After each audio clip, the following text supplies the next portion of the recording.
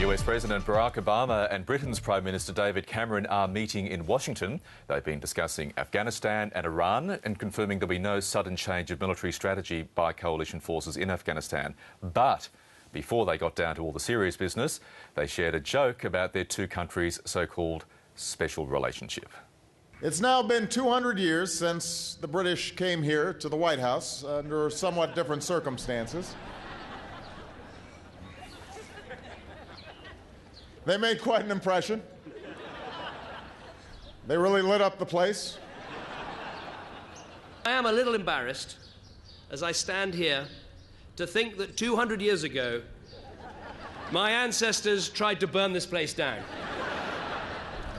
Now, looking around me, I can see you've got the place a little better defended today. You're clearly not taking any risks with the Brits this time. Oh, the laughs there. And as it turns out, there's usually an exchange of gifts. We learned that the British Prime Minister gave the President a ping-pong table. And for those scratching their heads about that, apparently on his last visit to Washington, the two leaders played a game of table tennis. In return, Barack Obama gave David Cameron a very expensive barbecue grill. So I think there's no danger to the special relationship getting even stronger going forward, possibly over a few snags or chops. But there was lots of serious business discussed, as we mentioned. We're joined now by our North America correspondent, Craig McMurtry from Washington. And front and centre, Craig, good morning, was the issue of troop numbers in Afghanistan. Yes, absolutely. Good morning, Michael. The two men came out and addressed reporters after a long meeting in the Oval Office. Essentially, they're both saying these have been very difficult days in Afghanistan, that it is a hard slog in Afghanistan.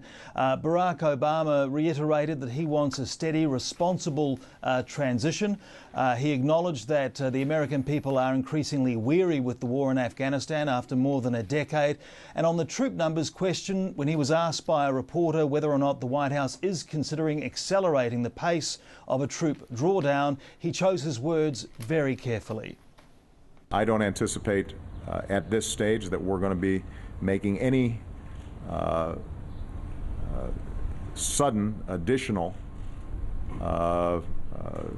changes to the plan that we currently have. There will be a robust coalition presence inside of Afghanistan during this fighting season to make sure that the Taliban understand that they're not going to be able to regain momentum. Barack Obama there, and of course Britain has been in lockstep, as is the case with Australia, with the United States ever since the invasion back in 2001. Craig, David Cameron was asked about his views on how the effort was going in Afghanistan. Yes, he acknowledged that the military mission is entering its final stages, referring to the idea of the international forces stepping back from taking the combat lead next year, something that's going to be discussed in a NATO summit in Chicago in May. He also called the US troop surge transformative, and of the two men, he offered perhaps the best argument, this made the strongest case for patience, arguing that progress has been made on the ground in Afghanistan, and for people not to forget that. We are making some tangible progress with more markets open, more health centres working, more children going to school, more people able to achieve a basic standard of living and security. But we can help ensure that Afghanistan is capable of delivering its own security without the need for large numbers of foreign troops. So David Cameron and Barack Obama singing from the same hymn sheet there in Afghanistan. But while all this was taking place, Craig, the US Defence Secretary Leon Panetta was arriving in that country right into the midst of a big security scare. What happened there? Well, it was in southern Afghanistan at Camp Bastion, a British base. Leon Panetta, the US Defence Secretary, his plane came in. Now, there was some sort of security breach. We're told a civilian worker at the base, an Afghan man, got into a truck and essentially went up a ramp onto the landing strip, or a landing strip. He then set himself on fire. Now, the Defence Secretary's aircraft landed safely. The Pentagon is saying that the Defence Secretary was unaware of the episode.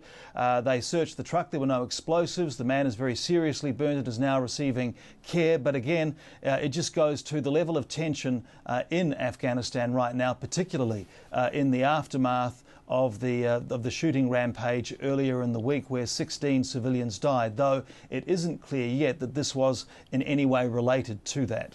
And finally, Craig, one of the other big foreign policy challenges facing both countries is, of course, what to do about Iran. What did President Obama have to say on that front? Well, he's saying that sanctions will bite harder. He is essentially urging Tehran to get back around the table to negotiate seriously. He made the point to reporters that he isn't just interested in containing Iran's nuclear ambitions. He wants to prevent Iran getting a nuclear weapon, full stop. He also indicated that this is not an open-ended period for Iran to enter negotiations. In short, he's saying that there is limited time, as you can hear. Do I have a guarantee that Iran will walk through this door that we're offering them? No. In the past, there's been a tendency for Iran in these negotiations with the P5+1 to delay, to stall, to do a lot of talking, but not actually move the ball forward. Barack Obama there speaking at the White House overnight. Craig McMurtry in Washington, thank you very much. Okay.